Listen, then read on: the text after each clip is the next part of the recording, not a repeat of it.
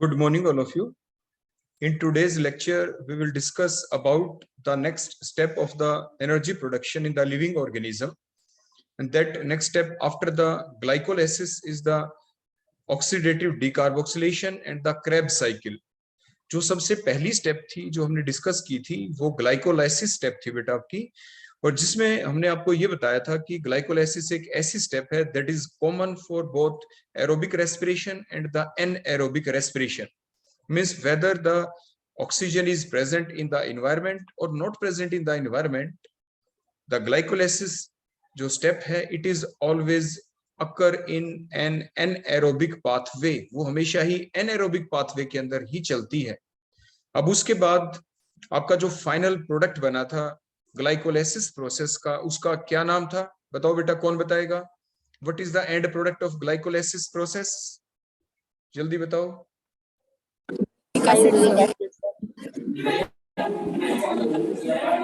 Pyruvic acid is the end product.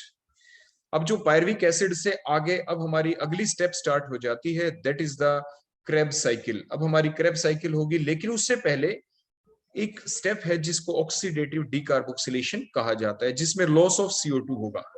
तो अब ये सारी बातें हम आज के लेक्चर में डिस्कस करेंगे.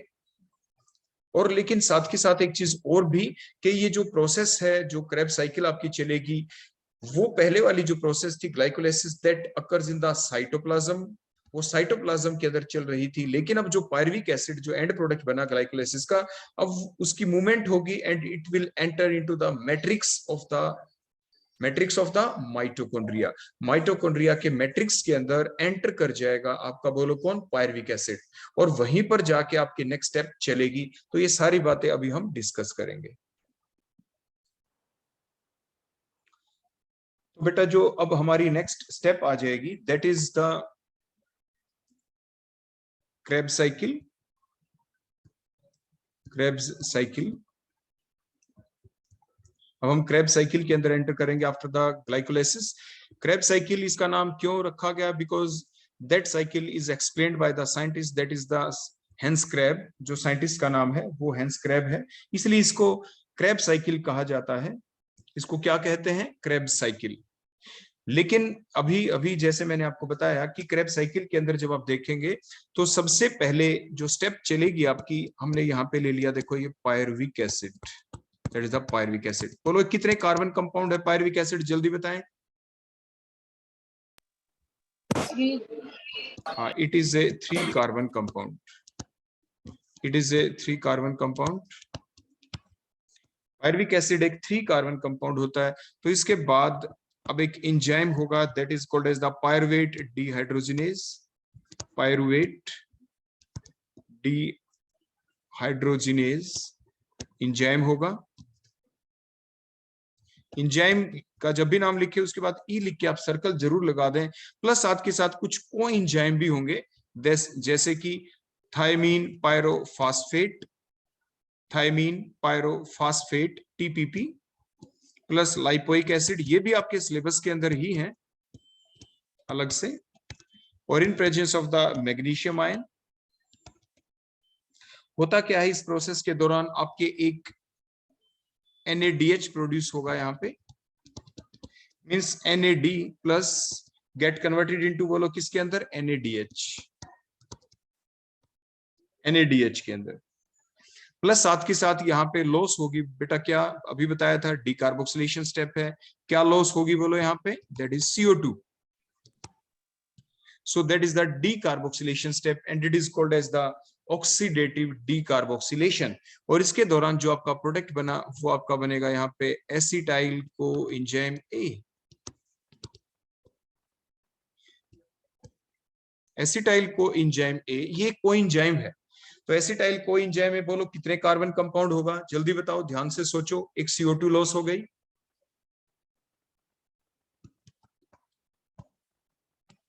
CO2 एक लॉस हो चुकी है. पायरुविक एसिड एक 3 कार्बन कंपाउंड था, CO2 लॉस हो गई, एक कार्बन लॉस हो गया. So acetyl coenzyme is a 2 carbon compound, इसीलिए ये एक 2 कार्बन कंपाउंड होगा. उसके बाद क्योंकि ये 2 कार्बन जो कंपाउंड है एसिटाइल कोएंजाइम A, अब ये किसके साथ एडअप होगा? बताओ बेटा, शाबाश. ये किसके साथ एडअप होगा, जल्दी बताओ, किसके साथ कंबाइन करेगा ये? Now there occurs the condensation process where the acetyl coenzyme A undergo the condensation reaction with the oxaloacetate. It undergo the condensation reaction with the oxaloacetate. Oxaloacetate is a 4-carbon compound. Acetyl coenzyme A, it is a 2-carbon compound. They combine, they condensed with each other to give a new compound that is called as the, बोलो क्या नाम होगा उसका जो नया compound यहाँ पे मिलेगा, that is called as citric acid. Citric acid या citrate भी आप कह सकते हैं. And it is a 6-carbon compound. Citric acid is a 6-carbon compound. जो ये आपकी क्रेब साइकिल है, इसका एक नाम और भी है. It is also called as the tricarboxylic acid cycle. It is also called as tricarboxylic acid cycle. बोलो क्यों, बताओ बेटा शाबाश. टीसीए साइकिल भी कहते हैं इसे, TCA, try carboxylic acid cycle, because the acetyl coenzyme A, which is a 2-carbon compound, it undergo the condensation with the oxaloacetate in the presence of the enzyme that is called as the citrate synthetase. Citrate synthetase.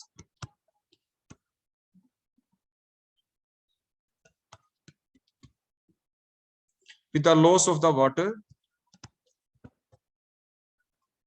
to give a compound which is the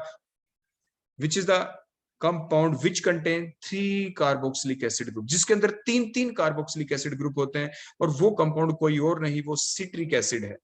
इसलिए इसको citric acid cycle भी कहते हैं. It is also called as the citric acid cycle.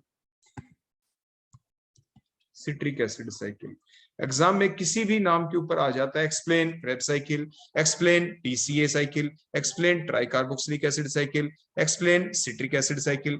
कैसे भी question आपसे exam में पूछा जा सकता है. तो ये सिट्रिक एसिड प्रोडक्ट बनता है, इसलिए इसको सिट्रिक एसिड साइकिल कहते हैं. सिट्रिक एसिड के अंदर 3 कार्बोक्सिलिक एसिड ग्रुप होते हैं, इसलिए इसको ट्राई कार्बोक्सिलिक एसिड साइकिल भी कह देते हैं. और it is given by, explained by the scientist Hans Kreb, so it is called as the Kreb cycle, इसलिए इसको क्रेब साइकिल भी कह दिया जाता है. उसके बाद जो सिट्रिक एसिड है यहाँ पे, it undergo the loss of water molecule. It again undergo the loss of water molecule in the presence of the enzyme that is aconitase. Aconitase enzyme. और यहाँ पे जो आपका प्रोडक्ट बना, that is the cis aconitate. cis aconitate. Sis aconitate आपका compound बन गया. ये भी एक 6 कार्बन कंपाउंड ही होगा, क्योंकि यहाँ पे सिर्फ वाटर ही लॉस हुआ है, कार्बन का कोई भी लॉस नहीं हुआ. इसके बाद in the next step addition of water, 1 mole of water add होगा in the presence of the same enzyme that is the aconitase, to give the another compound that is called as the isocitrate या isocitric acid आप कह सकते हैं. और ये जो isocitrate है, it now get converted into the alpha keto glutaric acid या अल्फा कीटो ग्लूट्रेट भी आप कह देंगे. अल्फा कीटो ग्लूट्रेट या अल्फा कीटो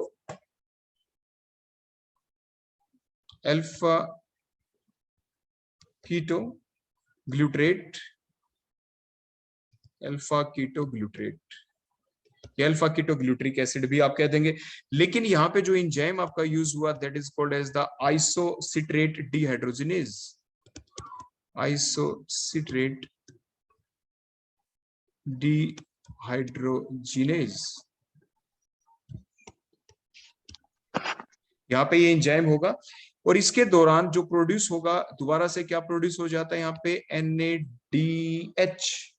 कहां से बनता है ये, NAD प्लस. प्लस साथ के साथ यहाँ पे इस स्टेप के अंदर CO2 भी लॉस होगी. CO2 भी लॉस होगी. लेकिन ये स्टेप हमने डायरेक्ट बताई, डायरेक्ट कैसे आइसोसिट्रेट अल्फा कीटो ग्लूट्रेट में कन्वर्ट हो गया, लेकिन ये 2 स्टेप के अंदर भी चलती है. It takes place in the 2 step. पहली स्टेप तो क्या होगी जिसके दौरान बनता है ऑक्जेलो सक्सीनेट। सबसे पहले यहाँ पे बेटा ऑक्जेलो सक्सीनेट बनेगा, ऑक्जेलो सक्सीनेट बनेगा यहाँ पे। ऑक्जेलो सक्सीनेट बाद में कन्वर्ट हो जाता है अल्फा कीटो ग्लूट्रेट के अंदर। तो जो पहली स्टेप थी यहाँ पे उसके दौरान प्रोड्यूस होता आपका जो हमने ऊपर दिखाया था NADH NAD+ से। और जो सेकंड स्टेप है उसके अंदर जो एंजाइम होगा दैट इज द कार्बोक्सिलेज, और यहां पे लॉस होता है CO2 जो हमने ऊपर दिखाया था। इसके बाद जो आपका अल्फा कीटो ग्लूट्रेट जो आपका बना था, now it get converted into the another compound that is the succinyl coenzyme A, succinyl coenzyme A। ये सक्सिनाइल कोएंजाइम A के अंदर कन्वर्ट होता है।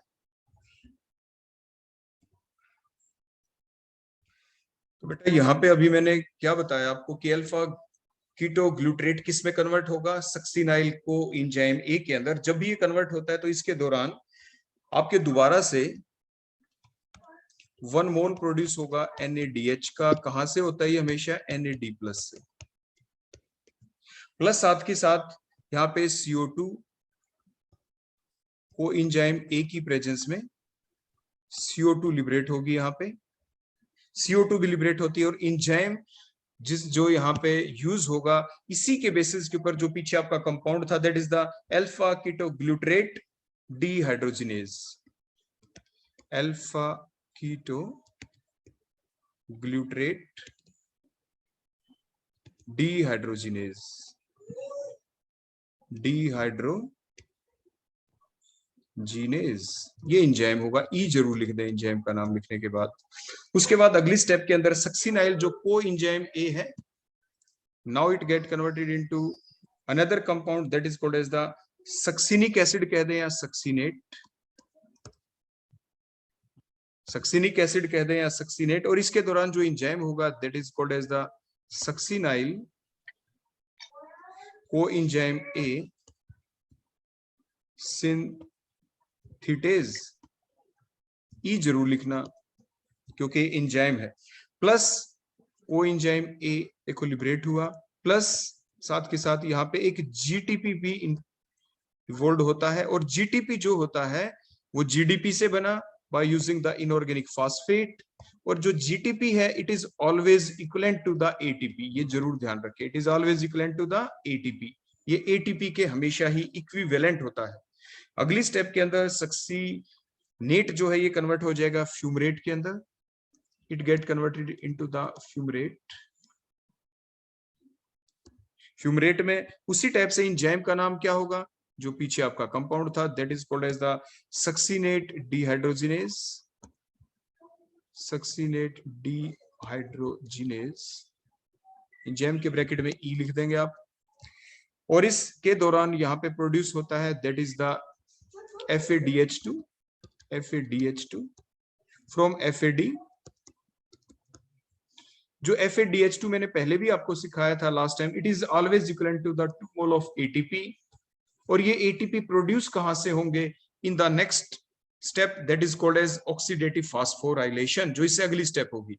वहां पे जाके FADH2 से हमें ATP जनरेट होते हैं। जैसे कि आपके जितने भी ये NADH प्रोड्यूस हुए आपके अलग अलग स्टेप के ऊपर NADH हुए ना प्रोड्यूस, एक तो देखो बिल्कुल स्टार्ट में देखो ये रहा, मैंने रेड कलर से सर्कल लगाया।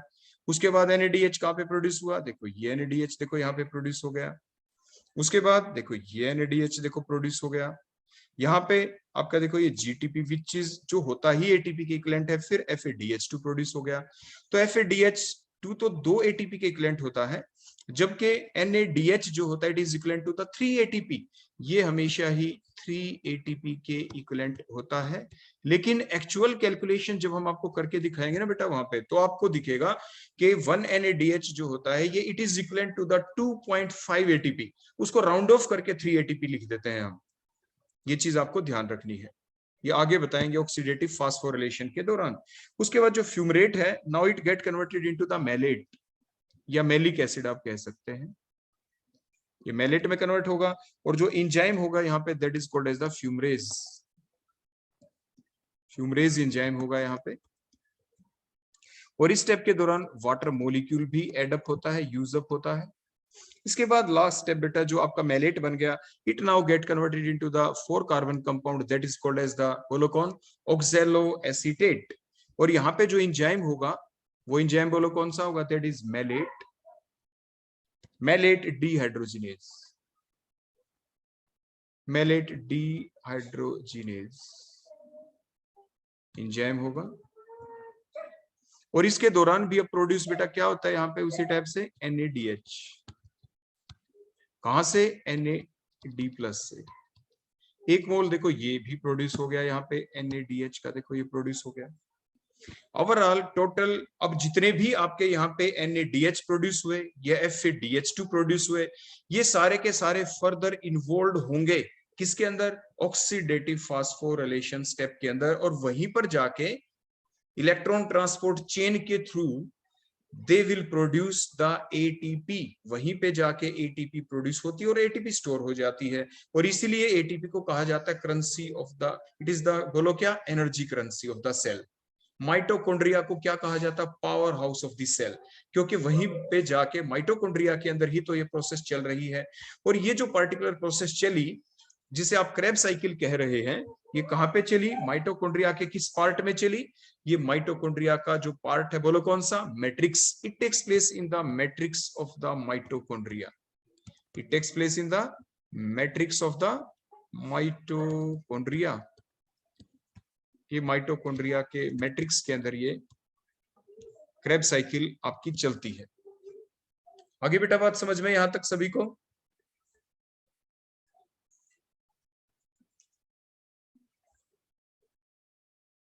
हाँ जी बेटा बोलो। Yes sir. चलो ठीक, अब मैं आपसे कुछ क्वेश्चन पूछूंगा, आपके सामने पूरा चार्ट है क्रेब साइकिल का, आप जल्दी जल्दी जवाब देते रहना। जैसे मैं कहूं, जैसे फिल इन द ब्लैंक्स आ जाए, कुछ भी किसी फॉर्म में आपको कंप्लीट करना है सेंटेंस। बेटा आप ये बताओ, the TCA cycle, TCA cycle का मतलब TCA की फुल फॉर्म क्या है, जल्दी बताओ। Try carboxylic acid. हाँ बिल्कुल ठीक है, ट्राई कार्बोक्सिलिक एसिड, ठीक है।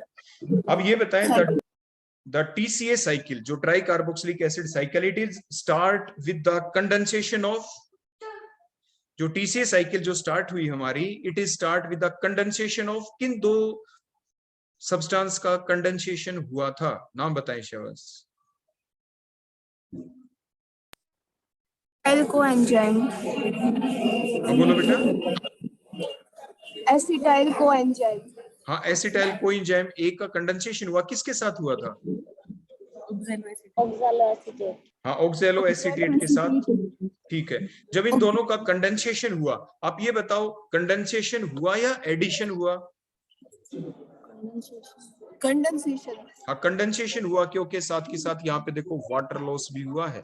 If there occurs no loss, अगर 2 मॉलिक्यूल सिर्फ आपस में जुड़ जाएं, कुछ भी लॉस ना हो, तो उसे एडिशन कहते हैं। जब 2 मॉलिक्यूलों को आप आपस में एड अप करते हैं और कुछ साइड प्रोडक्ट भी निकल जाए, जैसे वाटर यहाँ पे निकला, तो उस प्रोसेस को आप कंडेंसेशन कहते हैं। और कंडेंसेशन के बाद जो प्रोडक्ट बना उसका नाम बताएं,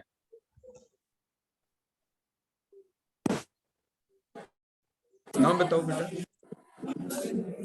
सिट्रिक एसिड। हाँ सिट्रिक एसिड, बिल्कुल ठीक है। तो इसीलिए जो क्रेब साइकिल है उसको कौन सी साइकिल भी कहते हैं,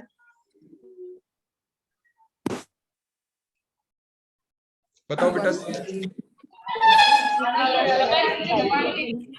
सिट्रिक एसिड साइकिल। हाँ इसलिए आप इसको सिट्रिक एसिड साइकिल भी कहते हैं। और सिट्रिक एसिड के अंदर कितने कार्बोक्सिलिक एसिड ग्रुप होते हैं,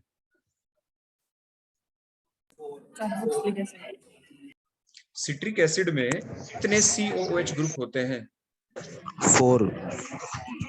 बेटा नाम ही देख लो आप, ट्राई कार्बोक्सिलिक एसिड। बोलो ट्राई का मतलब क्या होता है, 3। तो इसका मतलब सिट्रिक एसिड में 3 कार्बोक्सिलिक एसिड ग्रुप होते हैं, इसलिए तो इसको ट्राई कार्बोक्सिलिक एसिड साइकिल कहा जाता है। तो बेटा ऐसे भूलना नहीं है, अच्छे से याद आपको करना है इन चीजों को, ठीक हो गया। अब ये बताएं, इस पूरी साइकिल में बड़े ध्यान से देखें, CO2 कितनी बार लॉस हुआ है, जल्दी बताओ बेटा। CO2 कहां कहां लॉस हुआ है, जल्दी बताओ शहबाज। देखो मैं सर्कल लगा रहा हूं ब्लू कलर से, 1 circle, that is second blue colour से सर्कल। बोलो कितने मॉलिक्यूल CO2 के लॉस हुए हैं, 2 molecule. हाँ 2 मॉलिक्यूल लॉस हुए हैं। अब वैसे भी समझ सकते हैं क्योंकि सिट्रिक एसिड साइकिल के अंदर से 2 मोल यूज होंगे CO2 के, तभी तो फाइनल प्रोडक्ट बनता है ऑक्जेलो एसीटेट, और वो एक 4 कार्बन कंपाउंड है। इसका मतलब 2 कार्बन तो कम करने ही होंगे, और 2 कार्बन कब कब होते हैं, जब 2 मोल CO2 के लॉस होंगे। और 1 लॉस कौन सी स्टेप में हुआ, जब कौन किस में कन्वर्ट हुआ, बोलो बेटा। पहला CO2 कब लॉस हुआ है, जल्दी बताओ। Oxalosuccinate से अल्फा कीटोग्लूट्रेट. हाँ, जब ऑक्जेलो सक्सिनेट अल्फा कीटोग्लूट्रेट में कन्वर्ट हो तो भी एक CO2 लॉस होता है। और सेकंड,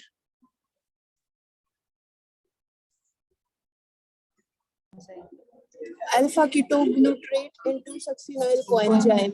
हाँ, जब अल्फा कीटोग्लूट्रेट सक्सिनाइल कोएंजाइम में कन्वर्ट हो तो सेकंड CO2 मॉलिक्यूल लॉस हो जाता है। तो इस टाइप से बेटा आपसे क्वेश्चन पूछे जा सकते हैं अलग अलग।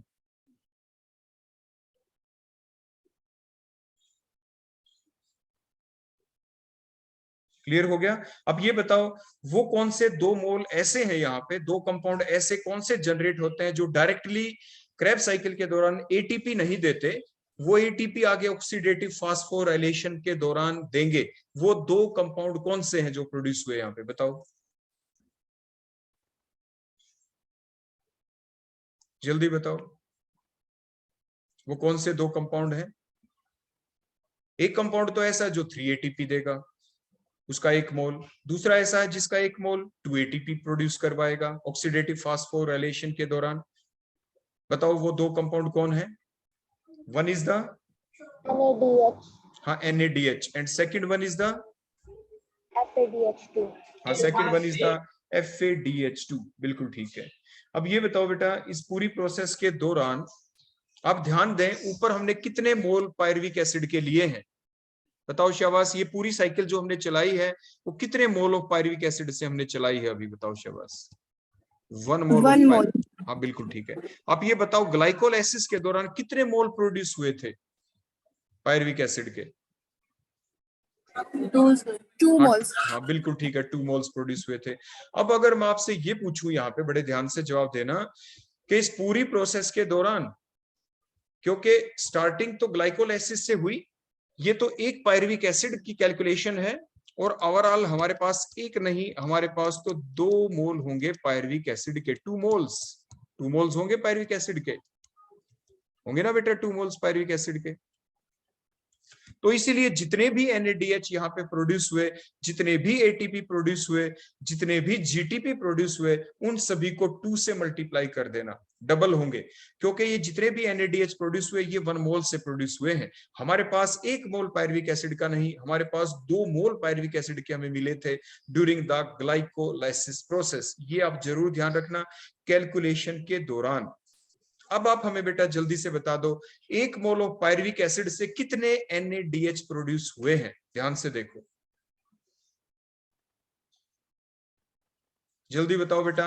पायरुविक एसिड का 1 मोल है हमारे पास, उस 1 मोल से कितने NADH प्रोड्यूस हुए,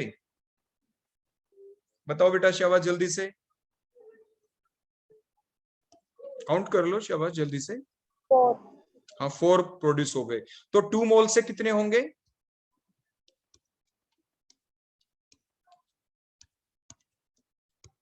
2 multiplied by 4 NADH means total हो जाएंगे 8 NADH प्रोड्यूस हो जाएंगे, 8 NADH। क्लियर हो गया। ये तो हुआ पॉइंट नंबर 1 जो आपने बता दिया। अब सेकंड बताओ, FADH2 कितने प्रोड्यूस हुए 1 मोल से,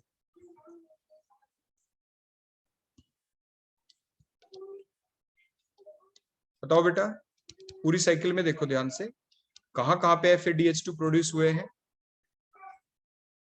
सिर्फ 1 मोल ऑफ पायरुविक, हाँ 1 ही प्रोड्यूस हुआ है, और अगर 2 होंगे तो 2 FADH2 प्रोड्यूस हो जाएंगे। ठीक हो गया। अब ये बताओ, कितने ATP डायरेक्टली प्रोड्यूस हुए हैं, कहां कहां किस किस स्टेप में आपको दिखाई दिए। डायरेक्टली ATP कहीं पे प्रोड्यूस होते हुए आपको दिखाई दिए, डायरेक्ट ATP या GTP, क्योंकि GTP ATP के इक्विवेलेंट ही होता है। बताओ बेटा शाबाश। GTP produce. हाँ बेटा, कितने GTP प्रोड्यूस हुए हैं, वन। हाँ 1 जीटीपी प्रोड्यूस हुआ, और तो 2 मोल से 2 जीटीपी प्रोड्यूस हो जाएंगे। 2 GTP are equivalent to the, बोलो क्या, 2 एटीपी। 2 ATP। अब ये बताओ, इस पूरी क्रेब साइकिल के दौरान डायरेक्टली जो एटीपी मिले वो हमें सिर्फ कितने एटीपी मिले पूरी क्रेब साइकिल के अंदर? पूरी क्रेब साइकिल का मतलब 2 मोल ऑफ पायरुविक एसिड से, 2 मोल ऑफ पायरुविक एसिड से कितने एटीपी हमें मिले डायरेक्ट? अभी अभी तो लिखा है मैंने आपके सामने, देखो ये लिख रखा, 2 एटीपी प्रोड्यूस हुए हैं बेटा, 2 एटीपी। बच गए जो NADH या FADH2, वो एटीपी में कन्वर्ट होंगे कब, कौन सी स्टेप में? इससे अगली स्टेप का क्या नाम होगा? बोलो, इससे नेक्स्ट स्टेप का क्या नाम होगा? अगली स्टेप का नाम बताओ बेटा, मैंने कई बार बोला है आज। क्रेब साइकिल से अगली स्टेप क्या होगी? Oxidative phosphorylation. हाँ, ऑक्सीडेटिव फास्फोराइलेशन। ऑक्सीडेटिव फास्फोराइलेशन के दौरान 2 स्टेप होंगी, पहली इलेक्ट्रॉन ट्रांसपोर्ट चेन, दूसरी केमी ऑस्मोसिस। तो इलेक्ट्रॉन ट्रांसपोर्ट चेन के दौरान ही एनर्जी प्रोड्यूस होगी, उसी के दौरान ही जो 8 NADH है, एक NADH 3 ATP देगा, तो 8 NADH आपके 8 3 जा 24 ATP देंगे। ऐसे ही आपके एक FADH2 वहां पे इलेक्ट्रॉन ट्रांसपोर्ट चेन के दौरान 2 ATP देगा, 2 FADH2 है तो 4 ATP वहां पे हमें मिलेंगे FADH2 से। तो ये हमारी अगली स्टेप होगी जो हम नेक्स्ट लेक्चर में आपको कराएंगे। तो आज के लिए बेटा यही क्रेब साइकिल, इसकी फुल डिटेल आपको बता दी। छोटे छोटे क्वेश्चन मैंने आपसे पूछ लिए जो आपसे एग्जाम में पूछे जा सकते हैं, और ये पूछ सकते हैं कि आपके कौन सा एंजाइम किस स्टेप में यूज होता है। तो एंजाइम के नाम भी आपको जरूर ध्यान रखने हैं, किस किस स्टेप में एटीपी प्रोड्यूस हुआ वो ध्यान रखना है, किस स्टेप के दौरान, किस कन्वर्जन के दौरान NADH प्रोड्यूस होता है वो हमें ध्यान रखना है, किस स्टेप के दौरान CO2 प्रोड्यूस होती है वो हमें ध्यान रखना है, कौन सा कंपाउंड कितने कार्बन कंपाउंड है वो हमें ध्यान रखना है। सिट्रिक एसिड जैसे एक 6 कार्बन कंपाउंड, तो नेक्स्ट भी 6 कार्बन कंपाउंड।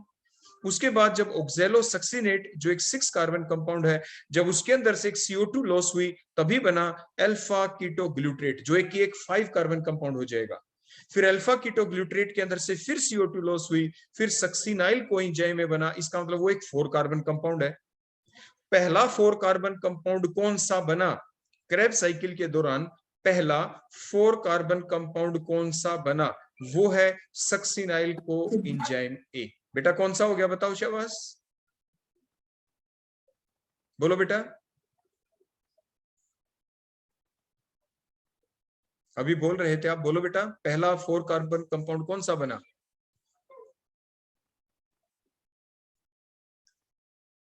क्रेब साइकिल में पहला 4 कार्बन कंपाउंड जो बना उसका नाम क्या है?